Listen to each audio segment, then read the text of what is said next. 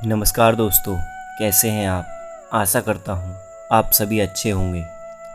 दोस्तों, आज की इस वीडियो में हम आपको बहुत ही प्यारी सी एक कहानी लेकर आया हूँ और इस कहानी को आप ध्यानपूर्वक आखिरी तक ज़रूर सुनिएगा और ये कहानी आपको कैसी लगी हमें कमेंट बॉक्स में ज़रूर बताइएगा।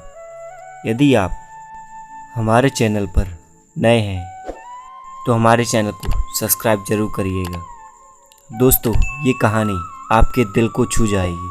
तो चलिए दोस्तों, हम शुरू करते हैं आज की कहानी। एक बार एक राजा अपने सहचरों के साथ शिकार खेलने जंगल में गया था।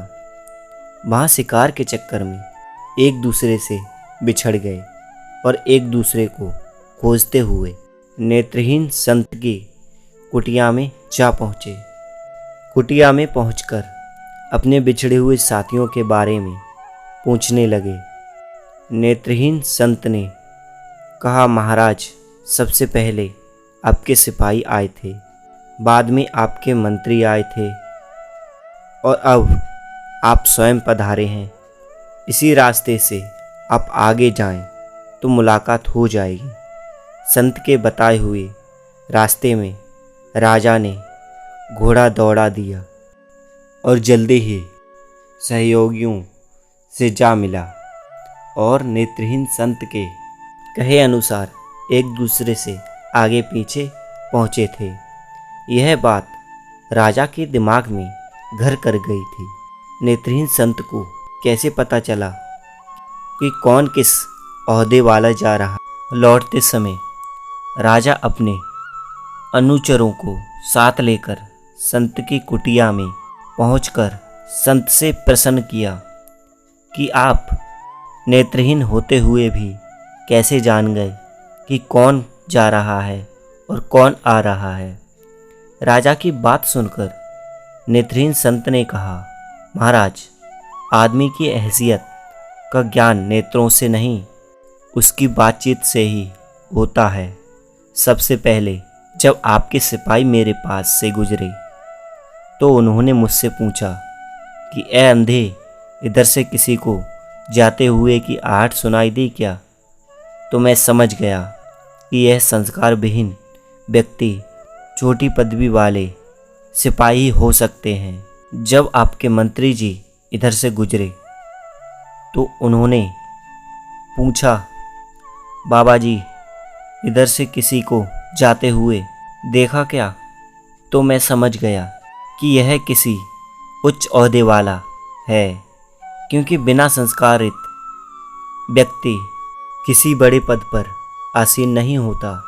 इसलिए मैंने इनसे कहा, सिपाहियों के पीछे मंत्री जी गए हैं। जब आप स्वयं आए तो आपने कहा, सूरदास जी महाराज, आपको इधर से निकल जाने वालों आहट तो नहीं मिली। तो मैं समझ गया कि आप राजा ही हो सकते हैं, क्योंकि आपकी वाणी में आदर सूचक शब्दों का समावेश था और दूसरों का आदर वही कर सकता है जिसे दूसरों से आदर प्राप्त होता है, क्योंकि जिसे कभी कोई चीज़ नहीं मिलती तो वह उस वस्तु के गुणों को कैसे जान सकता है। दूसरी बात यह है, संसार एक वृक्ष स्वरूप है। जैसे वृक्ष में डालियाँ तो बहुत होती हैं, पर जिस डाली में ज़्यादा फल लगते हैं वही झुकती है। इसी अनुभव के आधार में मैं नेत्रहीन होते हुए भी सिपाहियों, मंत्री और आपके पद का पता बताया। अगर गलती हुई हो तो महाराज मुझे क्षमा करें। राजा संत के अनुभव से प्रसन्न होकर संत की जीवन का सारा प्रबंध राजकोष से करने का मंत्री जी को आदेश कर वापस राजमहल में आ गए। दोस्तों, इस कहानी से हमें यह शिक्षा मिलती है कि आजकल हमारा मध्य वर्ग परिवार संस्कारविहीन होता जा रहा है। थोड़ा सा पद, पैसा व प्रतिष्ठा पाते ही दूसरों की उपेक्षा करते हैं, जो उचित नहीं है। मधुर भाषा बोलने से किसी प्रकार का आर्थिक नुकसान नहीं होता, अतः मीठा बोलने से कंजूसी नहीं करनी चाहिए। इसलिए दोस्तों, मीठी वाणी बोलिए, मन का आपा खोए, औरन को शीतल करे तो आपो शीतल होए।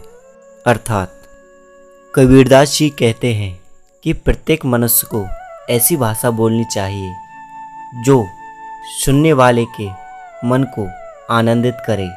ऐसी भाषा सुनने वाले को तो सुख का अनुभव कराती है, उसके साथ स्वयं का मन भी आनंद का अनुभव करता है। ऐसे ही मीठी वाणी के उपयोग से किसी भी व्यक्ति को उसके प्रति हमारे प्यार और आदर का एहसास करा सकते हैं। दोस्तों, अगर कहानी पसंद आई हो तो इस वीडियो को लाइक करें, चैनल को सब्सक्राइब करें और कमेंट करें कि कहानी कैसी लगी हो। तो दोस्तों, मिलते हैं अगली वीडियो में। तब तक आप अपना ख्याल रखिएगा और अपनों का भी ख्याल रखिएगा।